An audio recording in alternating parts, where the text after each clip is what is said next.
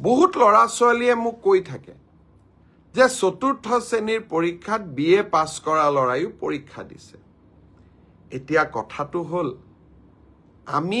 কোনোবাই যদি নিজকে সৰকাৰক ফাঁকি দি পৰীক্ষা দিয়ে তদন্ত নোহোৱালৈকে মুখ্যমন্ত্ৰীয়ে গম পাব নোৱাৰে কেতিয়াবা আপোনালোকে এনেকে মোক ফেসবুকত লিখে টুইটাৰত লিখে যেন মই সব গম পাওঁ কোনোবা লৰা এজনে যদি বিএ পাছ কৰিও নিজৰ যোগ্যতাটোক লুকুৱাই পেলাই চতুৰ্থ শ্ৰেণীৰ পৰীক্ষাত আবেদন কৰে মুখ্যমন্ত্ৰীজনে কেনেকে গম পাব আপোনালোকে খবৰ দিব আপোনালোকক আমি সুবিধা দিম যে এনে যিসকল লোকে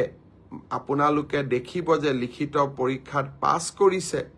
কিন্তু এডুকেশনাল কোৱালিফিকেশনক তেওঁলোকে লুকুৱাই ৰাখিছে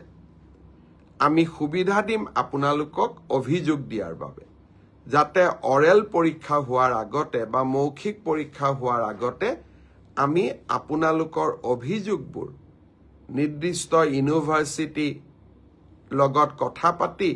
আপোনালোকৰ অভিযোগবোৰ যাতে আমি নিষ্পত্তি কৰিব পাৰো